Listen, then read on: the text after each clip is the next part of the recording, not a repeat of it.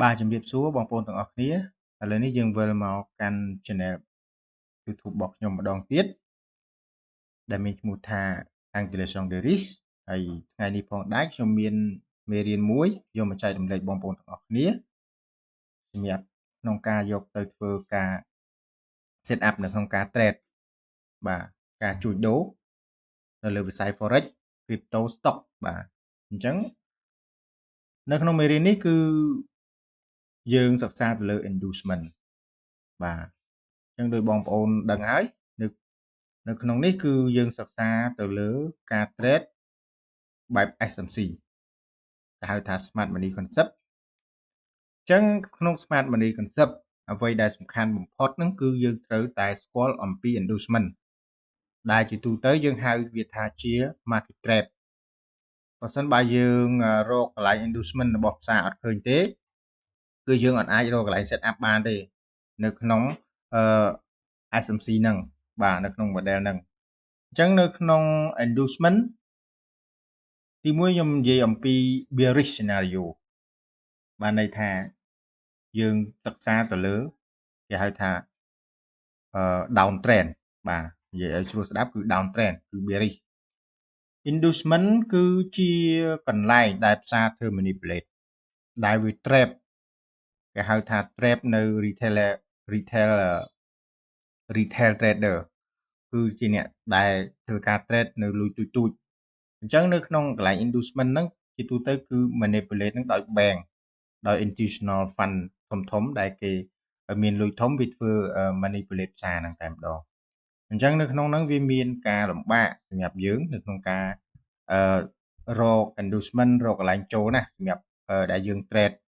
តាក់ទងជាមួយនឹង support resistance ឬមួយក៏ trend ជាមួយនឹង trend អីហ្នឹងគឺវាពិបាកនៅក្នុងហ្នឹងអញ្ចឹងនៅក្នុងនេះដើម្បីយើង trade តាមបែប SMC បានលុះត្រាតែយើងស្គាល់អំពី inducement ឲ្យច្បាស់បាទអញ្ចឹង inducement គឺមាន2វាមាន major inducement ហើយនិង minor inducement អញ្ចឹងអ្វីទៅជា inducement គឺជាកន្លែង liquidity resting above the high of recent form valid pullback on the impulsive move អញ្ចឹងនៅក្នុង bearish scenario ពាក្យថា inducement គឺបើន័យថាគឺជា liquidity គឺជាលុយ liquidity បកថាលុយ liquidity ហ្នឹងគឺកន្លែងដែលដោះដូរលុយអូម៉ាថាអ្នកទិញចង់បានរបស់ទៅយកលុយមកយករបស់អញ្ចឹងនៅពេលកន្លែងហ្នឹងឯងដែលផ្សារធ្វើ inducement អញ្ចឹងពាក្យថា liquidity ហ្នឹងគឺជាកន្លែង inducement ហ្នឹងគឺ liquidity ដែល liquidity resting ណាសម្រាប់ថា bearish ហ្នឹង liquidity resting នៅពីលើ recent high ដែល form pullback អញ្ចឹងទី1ដើម្បីយើងដឹងថាតើអ្វីទៅជា inducement បានវាលុះត្រាតែយើងស្គាល់អំពី pullback ណាកន្លែង pullback recent pullback គឺ pullback ដើមដំបូងបង្អស់របស់វាហ្នឹងគឺគេឲ្យឈ្មោះថាជា inducement ហើយប្រសិនបើយើងរកឃើញ pullback ដំបូងរបស់វានៅក្នុងទីផ្សារអញ្ចឹងយើងអាច trade ទៅកម្ម SMC បានយើងអាចម៉ាក់គេវាថាជា inducement បាទ inducement អញ្ចឹងនេះនៅពេលដែលផ្សារធ្លាក់មកឃើញទេផ្សារធ្លាក់មកអញ្ចឹងនៅពេលដែលវា pullback ឡើងឃើញ pullback ឡើងវា pullback ឡើងហើយវាចុះមកវិញវា break structure អញ្ចឹងមួយនេះគេឲ្យឈ្មោះថា IDM ហ្នឹងគឺជា inducement ហ្នឹង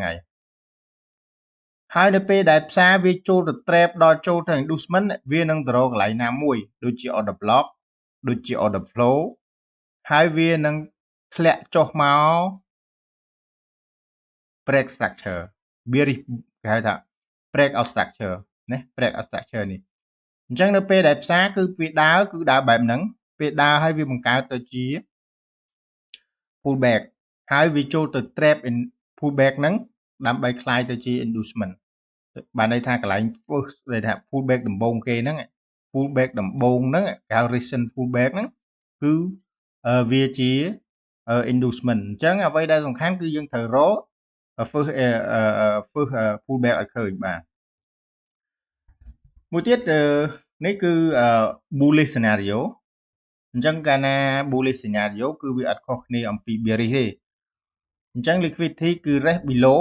the low recent form valid pullback អញ្ចឹង valid pullback ដំបូងដែលវាបង្កើតហ្នឹងគេឲ្យឈ្មោះថាជា IDM យើងមើលនៅក្នុង structure នេះពេលដែលផ្សារឡើងទៅលើវា pullback ចុះក្រោមតមកវាឡើងទៅលើហើយវា break តាមពិតវាអត់ break ទេអញ្ចឹងអា recent pullback ហ្នឹងអា recent pullback នេះគេឲ្យឈ្មោះថាវាជា inducement អញ្ចឹងអ្វីដែលអាចកើតមានឡើងគឺផ្សារវានឹងអាចធ្លាក់ចុះមក trap យកអាហ្នឹងអញ្ចឹងរងចាំថាប្រសិនបើយើង trade ប្រសិនបើទីផ្សារអត់បាន swap អត់បាន trap inducement ទេអត់ចូលមក trap inducement ទេគឺយើងអាច sell បានហើយក៏អាច buy បានដែរនៅក្នុងគេហៅថា smart money concept គឺយើងត្រូវគោរពនៅលក្ខខណ្ឌមួយហ្នឹងហើយទីផ្សារហ្នឹងកើតមានលុះត្រាតែផ្សារហ្នឹងដើរទៅលើ up trend ឬមួយ down trend ច្បាស់ clear ទើបបានយើងចូល trade ទៅបានហើយពេលដែលវាចូល trade មក inducement វាចាក់មកវាអាចនឹងរក order block ឬមួយក៏រក order blow ណាមួយហើយវានឹងឡើងទៅលើវិញដោយទៅយក recent high នេះយក recent high នេះយក high នេះ break structure high វាបង្កើតបានជា first valid pullback first valid pullback នេះគេឲ្យឈ្មោះថាជា inducement អញ្ចឹងឃើញទេ pullback ទៅទី1ទី2ទី3ណាទី1ទី2ណាវាឡើងទៅអញ្ចឹងមួយណាជា inducement មិនមែនអាក្រោមនេះទេវាលើនេះជា inducement អញ្ចឹងនៅពេលដែលយើងចូល trade លុនតាតែផ្សារហ្នឹងវាចូលចាក់យក inducement នេះជួនកាលវាអាចចាក់មកដល់ក្រោមមកដល់កន្លែងនេះបើសិនមកដល់កន្លែងនេះកន្លែងនេះគេឲ្យឈ្មោះថាជា order flow មួយឬមួយក៏វាមាន order block វាអាចចាក់មកដល់ order block កន្លែងនេះហើយសំទោសវាអាចចាក់មកដល់ order block កន្លែងនេះវាអាចចាក់មក order block កន្លែងនេះវាបានសារហ្នឹងវាធ្វើ move up ឡើងទៅលើវា move up ឡើងទៅលើជាក់ស្ដែងយើងមើលដូចនៅក្នុង candle stick នេះជាក់ស្ដែងអញ្ចឹងសារវាចាប់ដើមធ្លាក់ចុះមកក្រោម down trend មកឃើញទេវា down trend មកគឺ valid pullback នេះគឺ pullback ឯណាឃើញទេ pullback នេះគេឲ្យគឺវាជា major ណា major IDM បានន័យថាវាជា inducement ណា inducement ធំនៅក្នុងទីផ្សារហ្នឹងតែម្ដងអញ្ចឹងនៅពេលដែលផ្សារពេលដែលធ្លាក់មកអញ្ចឹងវាឡើងដល់កន្លែងនេះឬមួយដល់កន្លែងនេះគឺយើងអាច buy ឬមួយក៏ sell បានទេនៅកន្លែងហ្នឹងរងចាំវា swap inducement វាចាក់យក liquidity នេះហើយយើងនឹងបំបែក structure ទៅរកកន្លែងចូលផ្សារពេលហើយឃើញវាមក sweep យក all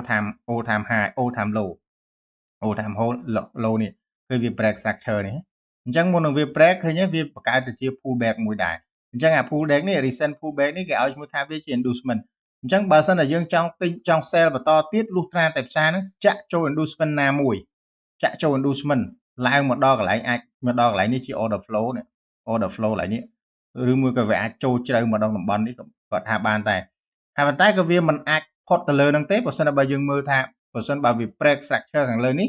គឺបានន័យថាទីផ្សារហ្នឹងគឺឆក់បានន័យថាវាប្រែប្រួលហើយវា break structure នេះគឺយើងអាចទៅ sell បានទេអញ្ចឹងបើសិនតែវាចាក់ចូលត្រឹម inducement នេះយើងនឹងឆែក time frame មើលថាវាមាន confirm ចូលផ្សារទេបើមាន confirm ចូលផ្សារអូខេយើង sell បន្តទៀតអញ្ចឹងផ្សារបើសិនបើវាមិនវាដើររហូតវាអត់ចាក់យក inducement ទេយើងអាចចូលទីផ្សារបានទេយើង set up តាម SMC ហ្នឹងគឺយើងត្រូវរងចាំផ្សារចាក់ចូលមកក្នុងកន្លែង inducement ណាមួយទើបបានយើងចូលទៅក្នុងទីផ្សារបានអញ្ចឹងដូចកន្លែងនេះអញ្ចឹងពេលដែលផ្សារវាធ្លាក់ចុះមកផ្សារវា pull back ទៅក្រោយអា pullback recent pullback នេះគឺ recent pullback ផ្សារ pullback ចុះទៅក្រោមបើយើងមើលទីផ្សារគឺផ្សារចុះមកអញ្ចឹងតមកឡើងទៅកន្លែងនេះផ្សារចុះមកឡើងទៅអញ្ចឹងហើយធ្លាក់មកក្រោមអញ្ចឹងពេលដែលផ្សារបកឡើងទៅរក inducement វិញ inducement យើងនឹងឆែកមើលថាតើនៅកន្លែងហ្នឹងមាន confirm ចូលឲ្យ sell អត់បើសិនតែមាន confirm ចូល sell យើង sell តម្លាក់ពីកន្លែងហ្នឹងមក sell មករក all time low នេះណា all time low នេះវា sweep 50 នេះអញ្ចឹងបើសិនតែយើងអ៊ំបានថាយើងចង់ sell ទៅទៀតវាលុះត្រាតែផ្សារហ្នឹងបកមក sweep inducement នេះ sweep អាចមកដល់កន្លែងនេះតែអត់ឲ្យ break កន្លែងអត់ឲ្យ break all time high នេះទេបើសិនតែវា break ទីផ្សារហ្នឹងគឺ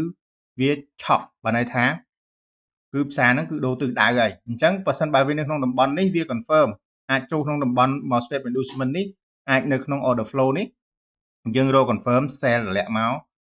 យក all time high នេះឬមួយក៏យើងប្រើ Fibonacci retracement ដើម្បីដឹងថាផ្សារហ្នឹងវាអាចធ្លាក់ទៅដល់ណាបាទ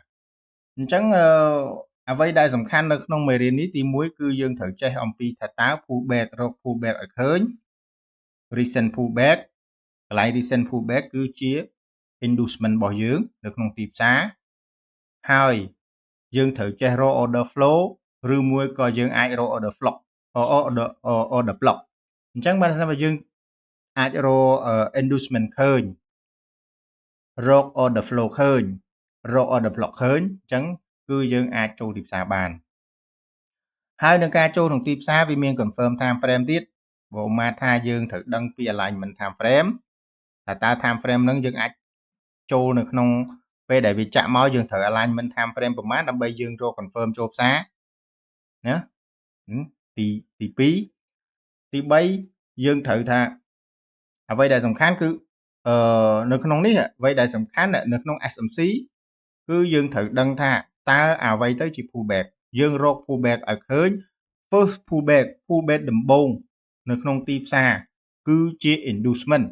ពេលដែលយើងរក inducement ហើយយើងត្រូវរក order flow ឬមួយក៏ order block ដើម្បីឲ្យផ្សារទៅដល់កន្លែងហ្នឹងយើងនឹងរក set up យើងត្រូវតែចេះបំបែក time frame វាថា time frame ហ្នឹងយើងអាចចូលបានអត់អញ្ចឹងនៅក្នុងការ trade SMC គឺមានតែ3ចំណុចធំហ្នឹងឯងទី1គឺត្រូវរក recent pullback ដែលវាដើរតួជា inducement ទី2យើងរក order block ទី3យើងអាចរក order flow ហើយទី4ខ្ញុំនិយាយថាតែ3មិញប៉ុន្តែទី4គឺយើងចេះបំបែក time frame យើងរក time frame វាគឺយើងដឹងហើយគឺយើងមាន confirm ហើយការដែលរក confirm គឺដូចជាមេរៀនមុនដូចខ្ញុំហើយជាអាចប្រាប់ដែរបើសិនតែអត់មានទេចាំមើលខ្ញុំឆែកមើលខ្ញុំនឹងធ្វើតាក់ទងនឹង confirm ចូលផ្សារហើយនឹងការ alignment time frame ហើយតាក់ទងជាមួយនឹងការរក order block ការរក order blow break out structure គឺដូចជាខ្ញុំបានធ្វើមេរៀនមុនហើយអញ្ចឹងអ្វីដែលសំខាន់នៅក្នុង SMC ទី1គឺយើងត្រូវរក inducement ឲ្យឃើញទី2យើងរក order flow ឬ order block ហើយផ្សារត្រូវតែ clear up trend ឬមួយក៏ down trend អត់អាច trade នៅក្នុងផ្សារ sideways បានទេជាទូទៅនៅក្នុងការ trade គឺផ្សារ sideways គឺមិន recommend ឲ្យ trade ទេពីព្រោះវាគ្រោះថ្នាក់ sideways វាអាច sweep liquidity ទាំង buy side ទាំង sell side liquidity អញ្ចឹងគេមិនសូវដែរ trade ទេអញ្ចឹងបើផ្សារ sideways ទុកវាចោលទៅបាទហើយយើង alignment time frame row ទៅតាមហ្នឹងអញ្ចឹងខ្ញុំសង្ឃឹមថាមេរៀននេះវាសំខាន់វាបន្តិចទេប៉ុន្តែវាសំខាន់សម្រាប់នៅក្នុងការ trade អញ្ចឹងអានេះគឺដំបូងដែលយើងត្រូវដឹងគឺយើងត្រូវចេះរក pullback អ្វីទៅជា pullback របស់ផ្សារយើងរក pullback ឃើញគឺយើងអាចរក set up ឃើញហើយយើងរក pullback ឃើញគឺវាជា inducement នៅពេលដែលផ្សារចាក់ចូលទៅបែបហ្នឹងគឺយើងទៅរក order block ឬ order blow ណាមួយបើវានៅក្នុង order block ឬមួយ order blow យើងត្រូវតែរក confirm វាថាតើ confirm វាមាន confirm ឲ្យផ្សារចូលឲ្យយើង sell ឬមួយក៏យើង buy នៅបើសិនតែមានផ្សារនឹងឲ្យហើយក៏យើងចូលទៅអញ្ចឹងមុននឹង sell មុនអូម៉ាថាផ្សារអ្នកឃើញវាធ្វើ trap របស់យើងតែវាអត់ចាក់មកដល់ inducement ទេអញ្ចឹងផ្សារហ្នឹងគឺយើងអត់មានត្រូវការ sell បានទេទោះបីវាឡើងទៅដល់ហ្នឹងវាចាក់មកអញ្ចឹងយើងច្រឡំតិចថានេះ break structure គឺខុសហើយអញ្ចឹង first pullback វានេះគឺនេះគឺ first pullback នៅពេលដែលវាចូល first pullback គឺយើងរក confirm ក្នុង time frame low time frame ណាមួយដើម្បី confirm sell មកបាទនេះចំពោះតាក់ទងជាមួយនឹង bearish បាទតែនេះគឺ bullish គឺដូចគ្នាទេអត់ខុសគ្នាទេយើងមើលផ្សារទៅគឺដូចគ្នាអញ្ចឹងអ្វីដែលសំខាន់ផ្ដោតគឺ IDM បានន័យថា inducement អ្នកខ្លះគេតាំងដោយអក្សរ X ក៏បានដែរណាបាទ X នេះ inducement អញ្ចឹងឬមួយក៏ដុល្លារនេះគឺជា inducement ហើយដុល្លារហ្នឹងគឺគេហៅថា buy side ឬ sell side liquidity ហ្នឹងអញ្ចឹងមុននឹងយើងឡើងទៅចូលទៅទិញបានលុះថាតែវា swap inducement មួយសិនបានយើងអាចចូលទៅទៀតអញ្ចឹងពេលដែលវា swap inducement គឺផ្សារបកឡើងទៅ break structure ណា break structure នេះពេលដែល break structure យើងចង់ buy វាបន្តទៀតលុះត្រាតែផ្សារហ្នឹងធ្លាក់មក swap inducement នេះសិនជួនកាលវាអាច swap មកដល់ក្រោមហើយរឿងរងចាំមើលថាពេលដែល swap inducement ហើយយើងរកមើល confirm ថាបើផ្សារហ្នឹងមាន confirm ចូលទើបបានយើងចូលបើអត់មាន confirm យើងអត់ចូលទេជួនកាលផ្សារហ្នឹងអាចធ្លាក់មកអាច break អានេះ